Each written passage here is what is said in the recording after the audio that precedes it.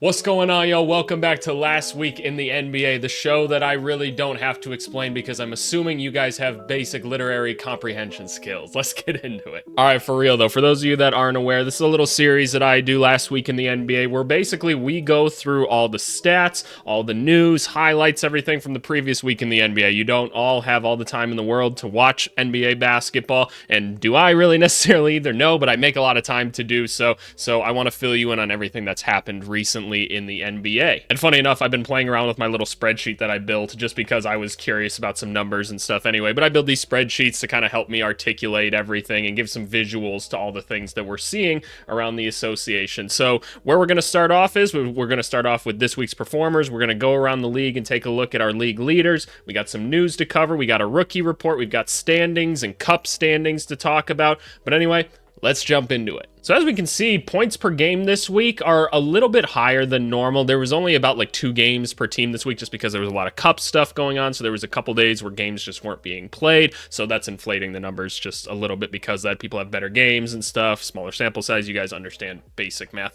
But the first person I actually want to point out is Tyler Hero for the Miami Heat, who look, Tyler Hero, I feel like, has just been cooking, and we're not talking about it enough this year. So, by the way, these are his numbers from this last week. 28.5 points per game, 5.5 assists, 5 rebounds, shot at about 60% from the field and about 56% from 3.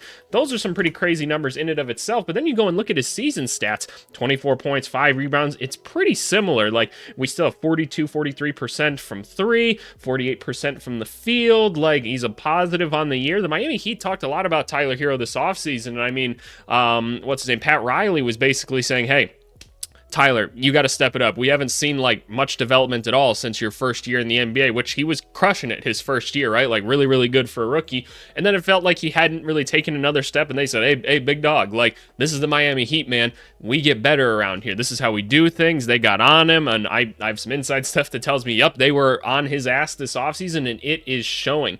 Is Tyler Hero an all-star this season? That's a thought that crossed my mind yesterday. And look, I haven't gone and sat down and like filled out like an all-star like roster or anything like that yet, and I haven't thought about it, but I'm like, I don't think it can be out of the conversation. I'm sure I'm going to have to think about this guy. At some point, I'm going to do a video where I go and like, because look, I don't think about all-star stuff ever. And this is not something I put a ton of thought into. I'll do a video at some point where we literally just go through and we pick who we think should be all-stars, and if I had to guess right now, if I was going through the Heat's roster, I'd say, yeah, let's bring Tyler Hero in here and let's at least think about him, man, because he's been crushing it. Like the playmaking's been better, to say the least, than it has been historically in his career. Obviously, the shot making has been superb. They need all the scoring they can get because guys like Terry Rozier over here just haven't been quite as efficient this season as they want him to be. Hell, Terry Rozier doesn't even get to start really anymore, and that's kind of unfortunate, but that's just kind of the season that he's having. And you combine that with the fact that like Jimmy Butler's had a super like analytically successful season, which has been awesome. And then you go and look at guys like Bam, who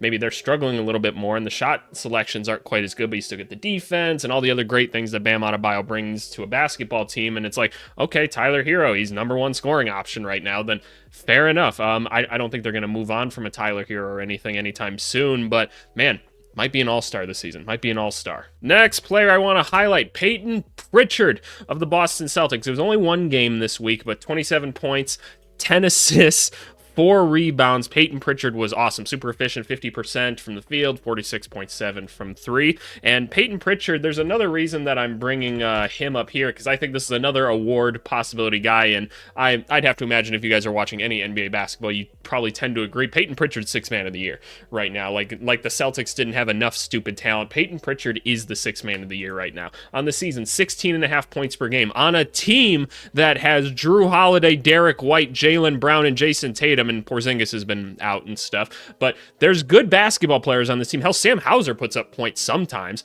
just because like he can get hot from time to time. I mean, look at Sam Hauser. I mean, 8.5, 9 points a game, right? So, I mean, there's something going on there, but Peyton Pritchard putting up these crazy numbers, and we've talked about it a couple times on the channel, but people saying like, oh yeah, we run drills in practice. Like, how do we stop Peyton Pritchard? And that's what the Celtics do. That's how good of a scorer and offensive player this guy is. Obviously, the handle's incredibly tight, right? He stays low to the ground. He's got great balance, finishes over people. He can shoot the basketball. Obviously, we're seeing that this year, above league average in both the important categories here. He's a +5 on the season, which plus minus has its statistics and everything that are kind of like meh, right? That's why we usually look at the more advanced plus minus numbers than just these, but I don't have time to plug all those calculations in to this spreadsheet because it's actually really complicated. But no, Peyton Pritchard has been phenomenal for the Celtics. Big reason why the Celtics are doing so well this season. And man, just what a pleasure to see him play. And he's probably on one of the best NBA contracts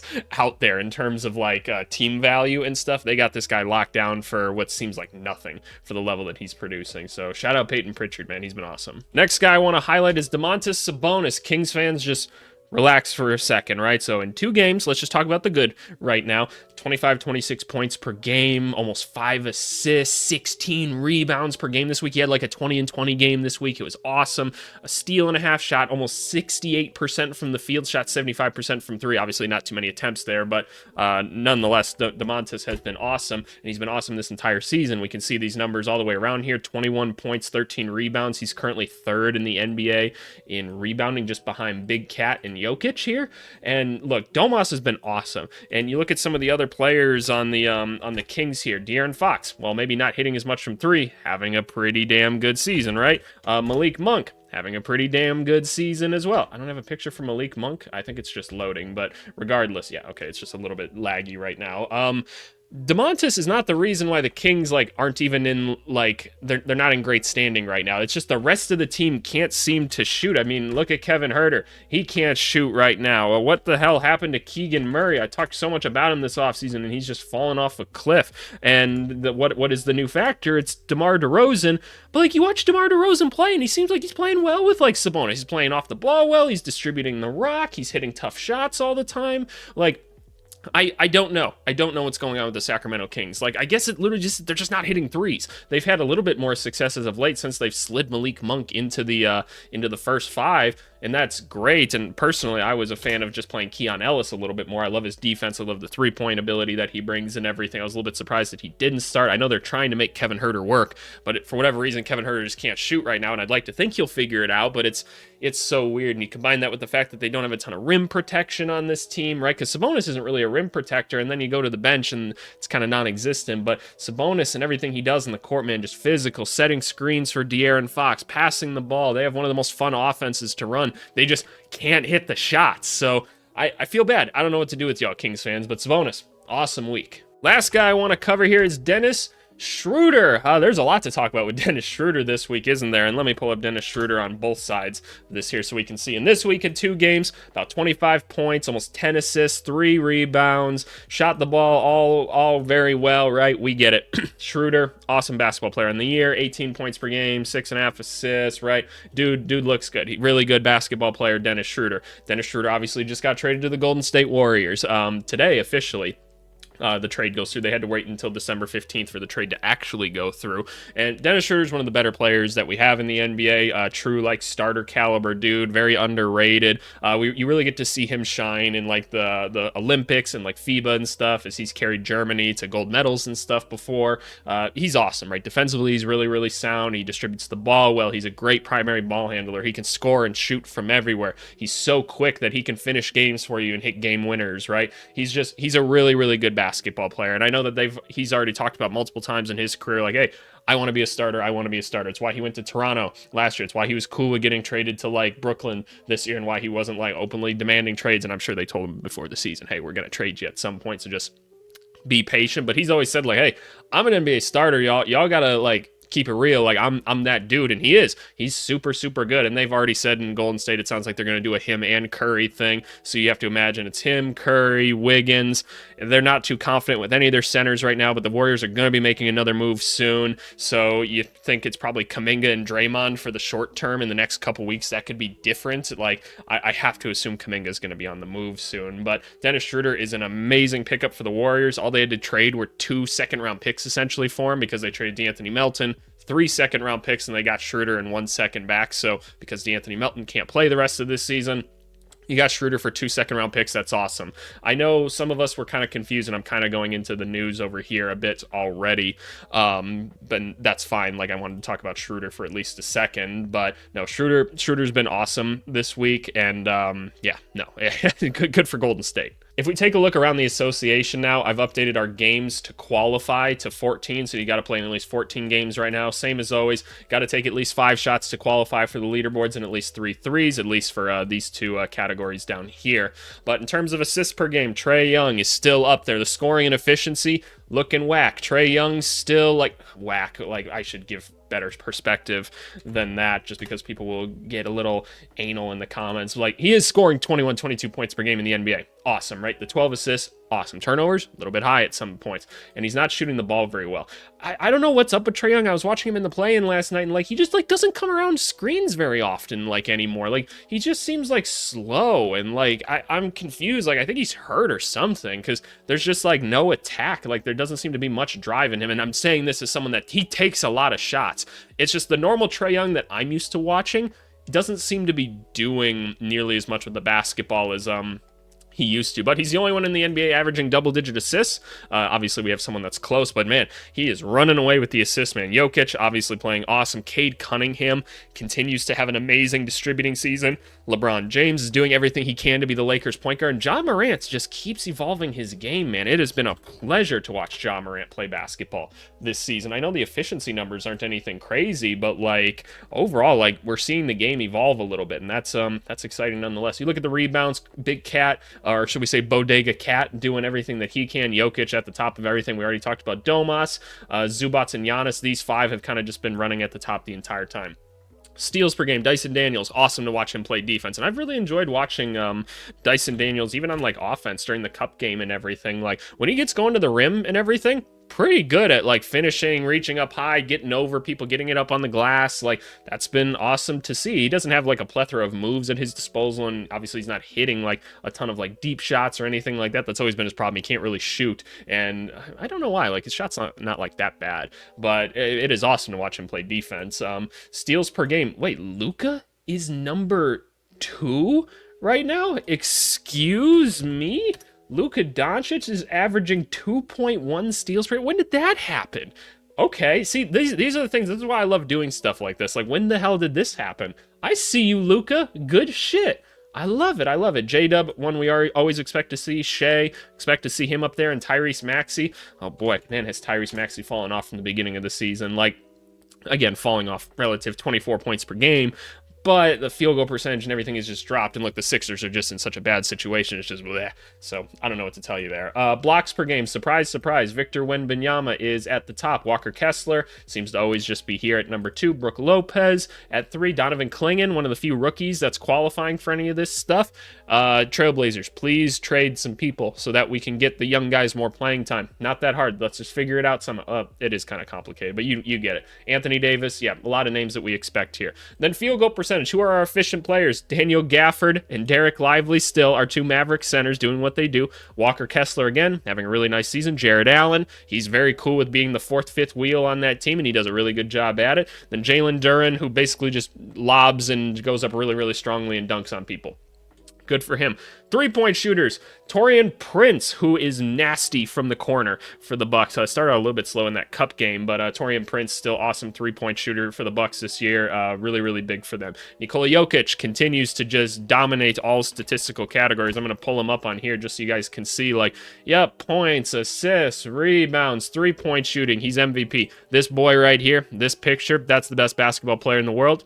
If I would have shown you this like 15 years ago and said this is the most dominant force in basketball, you would have been like, no, that is somebody protecting a mob boss in Serbia. And I would have said probably also correct. But, you know, it is what it is. Looking at other people, AJ Green, another Milwaukee Bucks player who he has been awesome for them, and just like his confidence, like he's not even waiting for people in transition at this point. This dude's just pulling, hitting a lot of threes. Awesome, right? They need it. Pat Connaughton is just an afterthought on this team at this point, which is good. They need the shooting. Really, really good. Kyrie Irving up here now in the top 5 for 3-point shooting. Kyrie Irving just feels like he is having like a really solid season overall. Yeah, look at the efficiency here. Chef's kiss. Mwah. 24 points per game, 5 assists, 5 rebounds. Super efficient. Awesome, awesome, awesome, awesome. He's aging like fine wine. I love it. I love it. And Norman Powell, who is just the ultimate efficiency guru this whole season for the Clippers, and what a season he's having, right? really benefited from Paul George leaving the Sixers. So, man, some really, really good shooting. I remember growing up, like when Kyle Korver had like that 50% like 3-point shooting season, and everyone was like, wow, nobody's even like close to that. If you get to 40, that's awesome. And now we've got dudes shooting 51%, 51, 47, 47, 47. And I mean, there's plenty of people close behind these guys. So it is nuts to see. It's nuts to see. But anyway, let's move on to news and highlights. And honestly, I don't have a ton of highlights necessarily to talk about this week. And part of me just wants to kind of cover the news. So you guys let me know what you want to see. And what do you guys think of this series, by the way? Make sure you guys like, subscribe, and comment. I've responded to every single comment on my YouTube channel, and I'm going to keep on doing it. So if you comment, I will reply. It's pretty simple. But yeah, let me know what you guys think of this series and everything. I know it doesn't get quite as many views as other ones, but it's one that I just like to do and I like to talk about. But anyway, news. Chris Paul became the second all-time in assists this last week. Amazing, amazing career Chris Paul has had. Obviously, we'd love to get him a championship. Don't know how that's going to happen. I know Chris Paul said he wants to play for a couple more years still. I mean, hey, like efficiency-wise, like, you know, he's going to be what he's going to be. We all know what he brings in terms of leadership to a team, though, but still at his age, getting you 10 points and 8.5 assists and 4 rebounds at his size for Chris Paul. That is amazing, and he just continues to keep impressing me to this day. And, you know, he's still going to hit some tough shots every once in a while. So I hope we get to see him in, like, the play-in or something. It'd be really good for the Spurs to do that. This year. Next thing, we have Mr. James Butler, Jimmy Butler. He's all over the trade rumors. The Miami Heat are saying, like, look, we are kind of actively trying to move him now. There was this whole thing with his agent and everything, which I also have listed here. His agent was like, hey, yeah, like, Shams is a liar. We're not listening to trades or anything. Butler is right here, right now. I talked about this on the Discord. Go join the Discord if you haven't already. Links is in the description. We're talking about basketball all the time. I was talking to people in the Discord, and I was like, hey, I actually heard from some people on the Phoenix Suns staff. Can't talk, it's Sunday. They were like, hey, no, this is me having a conversation with one of these people, and they're like, no, we've definitely heard from this guy. They're like, this agent is a serial liar. That's just kind of what he does. He's a little bit off his rocker at times. Like, no, we have definitely had conversations with them about Jimmy Butler, so your boy can confirm that. So that's kind of cool. I guess I don't cite my sources, so I'm not a true journalist, but that would affect my business because I have NDAs and stuff like that. So can't be saying too much about who I'm talking to and things like that. But anyway, Jimmy Butler, trade rumors. Where's he going to go? Can they even trade him? It's a really hard contract to trade. It kind of leads us into some of the things we talk about later, but Jimmy Butler's having a really, really good season. And if he's a third or fourth option on a certain team, he could be a real difference maker. He doesn't necessarily fit in with everybody, but Jimmy Butler tends to just make whatever team he's on better, right? We think about the Sixers. We think about the Timberwolves. We think about the Bulls. Everywhere that he's been, the team is overperformed, and the Miami Heat are no exception. I mean, we've seen him drag teams by like his damn toenails, like to the finals, and it's insane. And obviously he's a little bit older now, but he's playing efficient basketball. So I don't know. I'm going to be curious to see what ends up happening here. We did have the first trade of the season for Mr. Thomas Bryant over here, who, yep, I don't even have a picture of him. Oh, there he is. How did that happen? Amazing. The Indiana Pacers traded for Thomas Bryant. They just traded like a pick swap or something like that and got him. So good for the Pacers. The Heat didn't really need him. They wanted to clear up some roster space. This gets them a certain amount below the second apron. They're trying to make some finesse financial moves. Awesome. They don't need Thomas Bryant on the team anyway. They've got other people that can do his role. Thomas Bryant, not a bad basketball player by any means. Injuries have derailed his career a little bit from being what looked like a promising backup center in the NBA to kind of more so being like a third option on teams. But Indiana needed some center help with Isaiah Jackson and James Wiseman both going down with like Achilles or ACL or whatever it was that they had. They're both done for the year. Needed some center help behind Miles Turner. They've got Thomas Bryant now. Cool. Not more complicated than that. He's going to do what he's going to do. Then we had some other center news. B-Ball Paul has been cut from the Detroit Pistons. Now, Paul Reed was basically a pawn for the Detroit Pistons this entire season. Was he doing anything crazy? No, you can look at his stats here. 5 points, not even 2 rebounds. He was pretty efficient overall, but for the most part, Paul Reed wasn't contributing at a high level to the Detroit Pistons. They had Dern and they had Beef Stew who were doing more of that for them, but they gave him a decent salary this season, but they could cut him at any time. It wasn't guaranteed. And so the Pistons just cut him as of, was it yesterday? I think it was yesterday. And look, there's a couple things that need to happen. The Pistons haven't even hit the salary floor, so they need to acquire more salary per NBA rules, which means that the Pistons are doing something, right? We know that they're talking to someone. Maybe they're helping to facilitate a 3-team, or maybe they've got someone that they really want to add to the roster, but the Pistons are going to make some other move just because they made space and they have to add someone else to the roster. Within the next 2 weeks, it has to happen. So we're watching the Pistons very closely to see what else they're going to do next. Obviously, the Warriors have been very active as well, so we'll see. But Paul Reed could help a team out. I know Sixers fans will come in and say, yeah, no, he was pretty frustrating at times, and I get that. He's not necessarily what you want in a backup center, but he does have NBA talent, and he can be of NBA use. Teams need big men, so I'd be surprised if somebody didn't pick him up. But anyway, on to the next trade. Dennis Schroeder, again, we talked about it. He got traded to Golden State and everything, but the Warriors have said they want to add another star to this team, and they've got assets to do so. They've got Moses Moody, who, look, Moses Moody, I don't want to hear this from Warriors fans. I don't want to hear you guys say, because I see it in every time I talk about these videos, you guys are like, don't trade Moses Moody, don't trade Jonathan Kuminga. I get it, you guys. You guys need to try to help Curry win a championship, and these guys are not superstars. I don't see it. There's nothing to say that Jonathan Kuminga is going to be a superstar right now. I'm just telling you, I don't see it. So move him while there's some value. There's just no point. He doesn't help the team win. He's such a net negative on all their lineups and everything. He's just not helping. He doesn't fit.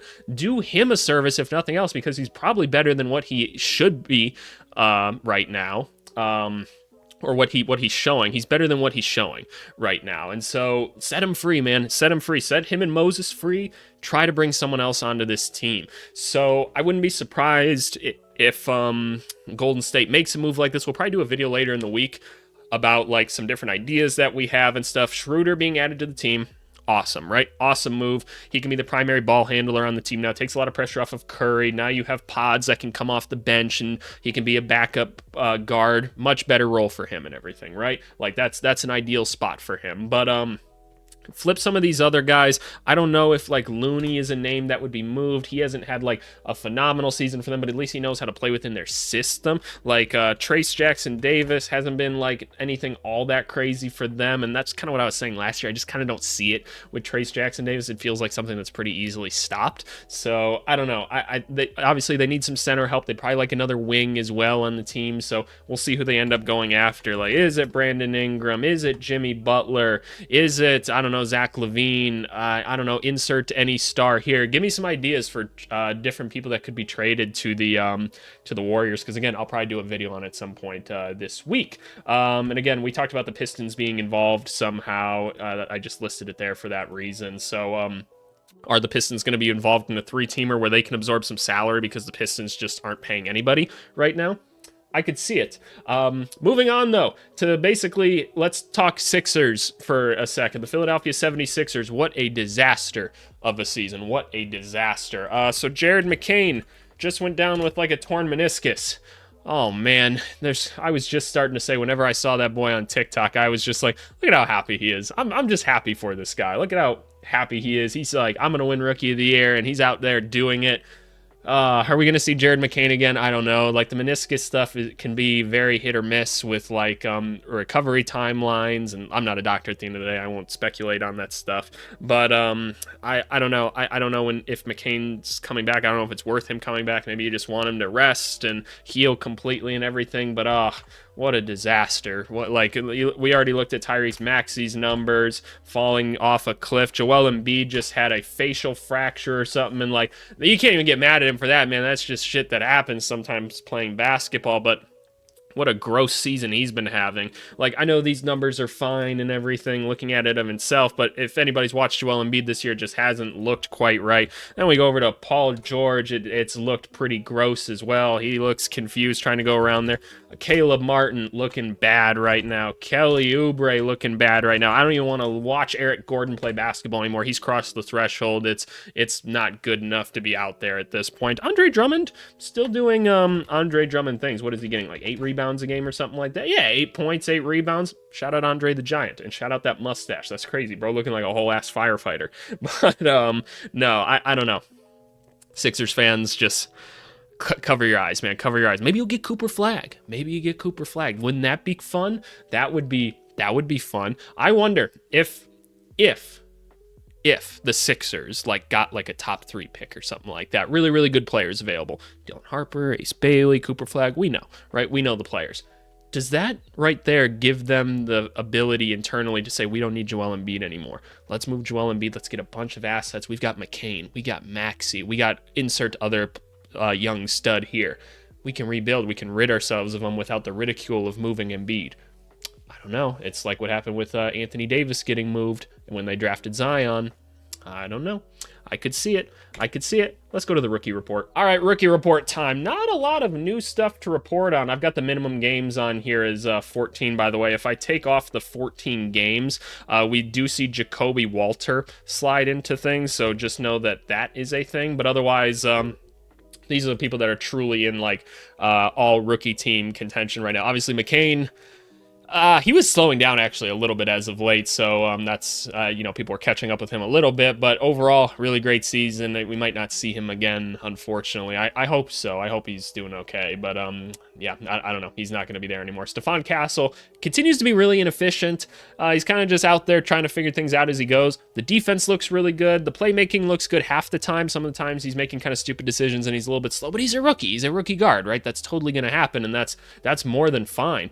But otherwise, he sometimes makes some really good plays. He seems to be really smart and really calm under pressure and everything, and that's awesome. I mean, he's got the makings of a pretty solid player. I don't know if I see like an all-star or something like that in the future, but I see a pretty quality basketball player. If we can get that shot down, now we're talking. Jalen Wells, I continue to just love how like NBA ready he plays. Like, he's just going to be the starter for them the whole season. He plays efficient, it feels like, every night. Defensive numbers look good. Awesome. Zach Edey is now here at 4 for points. He how many games has Zach Edey played in? Like, how many of these do I have to put up for him to disappear? Okay, yeah, he disappears like that. Is it 15 or is it 16? Okay, so he's literally just hitting my minimum games threshold with this. I might even just keep it at 15 just because, no, I'll keep it at 14. I'll keep it consistent so that we can just see. But Zach Edey's been out for a little bit. Hopefully he comes back at some point and can get some PT.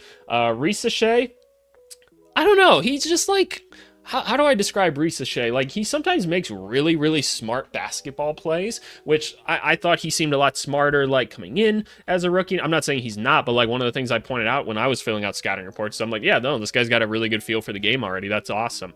There's certain times where he does and certain times where he doesn't. And I will say, playing for the Atlanta Hawks is probably a little bit jarring for foreign players because the Hawks play such a ball-dominant style with Trae Young, and that's just not how European basketball is played at all.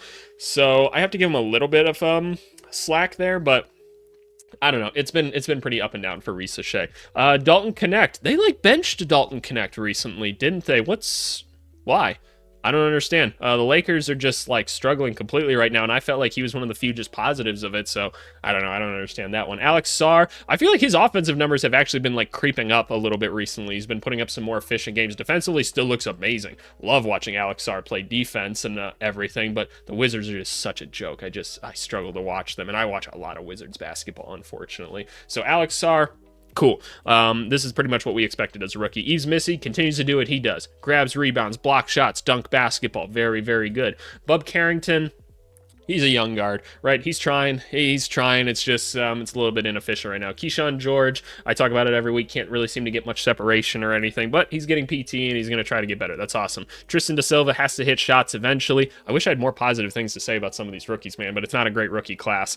But Da Silva's going to be asked to do a lot, especially with, what's his name, Franz and Paulo out. We talked about the Magic and everything. In a bit of trouble right now just because they're missing a couple players, and it's hard, right? They got a gritty team though, so that's nice. But yeah, we need Da Silva to hit some shots and everything and start putting some better games together, but at least he's always in the right spot, so we give him credit for that. Kyle Filipowski, I don't know. I think his numbers are a little bit inflated just because they gave him weird playing time, so I don't know. I'm not a huge fan. Ryan Dunn has put together a couple solid performances recently. Funny enough, whenever the big three are on the court, the team plays better. Surprise, surprise, right? And Ryan Dunn is a beneficiary of that. So good for him. Defense still looks awesome. Ron Holland has snuck back into here because he had like a 26-point game the other night. But mind you, he had like 26 points and 0 assists. Like, I think he only passed the ball like twice in the entire game. So Ron's out there, man, making a difference. Good for him. And Pele Larson still just doing his thing for Miami. Cool. 6 points. Pretty efficient overall. He's a positive on the year. Cool. Good for you, Miami. Always making something happen. If we can go to some of the other names, I think I'm going to do a Reed Shepherd video this week, y'all. All you Rockets fans that told me Reed Shepherd was the answer and I told you no, I want an apology. I tried to tell you guys, this guy's not NBA ready. It doesn't look pretty. He's fallen out of the rotation completely now. They need to send him to the G League, do right by him, give him some playing time down there. I bet you he scores like 30 points easily in the G League, and 30 points in the G League isn't as impressive as like it is in the NBA. Like the G League points per game are like way higher and everything, but G League would probably be perfect for this guy. Yeah, no, he would completely outsmart like a lot of those guys, and he'd probably score a shit ton of points. But he's not NBA ready right now. Send him down to the G League. Aaron Holiday's playing over him now, and rightfully so. So got to move on from him. Tajon Salon, he's getting a little bit more PT. He shot well from 3 recently, so good for him. Let's hope he can continue to develop. Rob Dillingham is just never going to get PT on the Timberwolves. I'm starting to be a little bit frustrated with Finch. Like, the defensive identity is back, and that's good for the Timberwolves. That's cool. They need to score points at some point, and I want him and Terrence Shannon Jr. on the court. I think you have to make it happen. I know Nickeil Alexander-Walker's been good and everything, but, like, just find time for them. Like, just give Jaden McDaniels less minutes. Like, I know he's been good defensively, but, man, I can't watch McDaniels play offense anymore. And Conley hasn't been quite himself this year. He's starting to look like he's hitting that threshold. Give Dillingham some more minutes. I know he's going to turn the ball over. I know he's a defensive liability. Get him on the court. You need easy buckets. Help Ant. Somebody help Ant. Moving on from him, talked about Donovan Clingan a little bit. We need to get some big men off this team so that dude can play. He should be a starter right now, but he's not, and it's dumb. Cody Williams, one of the worst players in the NBA, unfortunately, right now. I'm sorry, Cody. It's just, it is what it is. And we knew it was going to be a rough start for him. I mean, we talked about that a lot of the channel, so it is what it is. Buzelis. Oh my goodness, Buzelis. Bulls fan here, right? Talking for a second. I wasn't a fan of the Buzelis draft. Like, I should say, when he was available at that pick, I was like, yeah, you have to take him. It makes total rational sense why they're doing it. I'm just not very big on him, and it's hard to watch this guy play a little bit right now. Like, he can't really handle, he can't really shoot. He's just kind of like, how do I even describe it? He's like an athletic forward that's just kind of like cutting a bunch. He's playing pretty solid defense for the most part. Like, he's not stopping anybody in one-on-ones, but he's playing good help defense. So, like, that's cool, but like, I don't know. I don't know what I'm supposed to like turn this guy into. Like, he's supposed to be a handling forward that could shoot a little bit, and those two skills are like the worst ones he has. So I'm not sure what to do with Buzelis here. It makes me a little bit sad. Then we look at other guys. I don't know. We don't really need to. Well, yeah, we can talk about Jacoby Walter just a little bit. Like, he's still really inefficient. He's basically like a not as good Stephon Castle right now, and like a not as smart Stephon Castle. So that's how I describe. He's getting some PT now that he's back and healthy and everything, but I would say, yeah, basically a very similar type of player. But anyway, let's go talk about the Cup. We've got the Cup championship this week, y'all. We got Bucks and Thunder. I'm excited about this. We got 2 good teams in the championship for the Cup. 2 teams I'd like to see win the Cup. I was watching the games yesterday. Thunder beat the Rockets in the semifinals. Bucks beat the Hawks. This game was interesting. The Bucks and Hawks, I was watching it. The Milwaukee Bucks, like, run no offense whatsoever. It is it's such a Doc Rivers team. They are really just like running around. Andre Jackson Jr. low-key is creating a lot of their offense by just cutting and just trying to find somebody. He jumps up in the air and he's like, oh, hopefully somebody's open right now, and he makes a pass out to somebody. Like, Lillard's just isoing half the time and getting buckets. Giannis, if he's in transition, is absolutely unstoppable. Doc's always like, yeah, if we get out and run with Giannis, like, we tend to do pretty good. It's like, yeah, no shit, dude. Like, we've all known that about Giannis, so good for them, I guess. But no, like, Bucks have been playing better basketball as of late. Chris Middleton's still kind of finding himself a little bit, still pretty inefficient right now, but he had like an 11 assist game this week, which was pretty cool.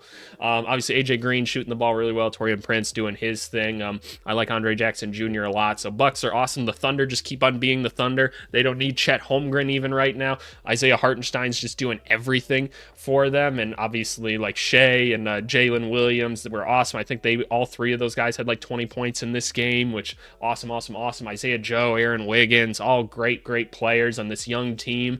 I'm gonna be very curious to see what happens, so we'll be tuning in Tuesday. Maybe I'll do a small video to like cover it or something this week. You guys let me know if you want to see that. But anyway, That's the cup. I love the cup. The cup is a lot of fun, so I can't wait to see the championship. Finally, we're on to the standings. The Cleveland Cavaliers continue to sit up at top, man. Those 5-6 players on that team just continue to do it. And they're still in trade rumors as well because they have movable contracts on the team, so we'll be curious to see where they go with things. Celtics can't quite catch the Cavaliers. I kind of figured they would have passed them by now, but the Cavaliers holding on. Holding on. The Magic, they did lose their one game that they played this week. I think it was just one game, wasn't it? Let me go to Suggs here or something. Oh no, they did play 2 games. Okay, so they won the first one without Franz or whatever, and then they must have lost after that.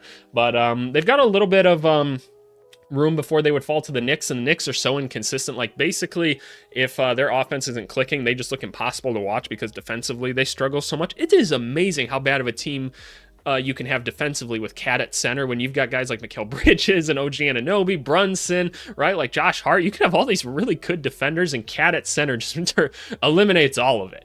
But at the end of the day, if the Knicks get going offensively, they're pretty hard to stop. The Heat picking things up a little bit. Obviously, talked about the efficiencies of those guys. The Bucks have been on a winning streak recently. That's awesome. Hawks playing better basketball as of late. Trae Young gets hot at moments and then not at other times. So I don't know. It's kind of weird for me to watch. I don't know what's going on with him. Love watching Jalen Johnson play. He's been really cool. Pacers, I don't think they're figuring anything out right now. Don't think Thomas Bryant's going to make a ton of difference either, but they had to do something. Chicago Bulls just pissed me off. Just want to see them blow up. Nets going to be making more moves sometime soon, right? Dorian Finney-Smith probably on the move. Shake Milton or something probably on the move. Maybe a Cam Johnson, but I doubt that one. So the Nets, they're like, hey, we got to start losing some games because the Pistons, Sixers, Hornets, Raptors, and Wizards are crushing us with this. The Wizards have only won 3 games. Oh my God, the Wizards are so bad. I know I shit on them all the time, and the Charlotte Hornets too, just not staying healthy. And I like what their coach is doing, on the court. I like Charles Lee. It's just I guess their team just sucks. Is that just their team just sucks, and LaMelo's hurt, and that's a big part of them. But man, the Sixers are a disaster. The Raptors, they're going to be in a really good spot next year. Raptors fans, you guys should be excited. You guys add a top level talent to the core you already have. If you trade Jakob Poeltl and you get another pick or something, could be pretty. Wizards, you guys just fucking suck. Oh my God, you guys suck. Moving on to the West, let's zoom in just a little bit. Thunder running away with things, right? The Memphis Grizzlies keep on winning basketball games. The Memphis Grizzlies have 13, 14 solid NBA rotation players on their team.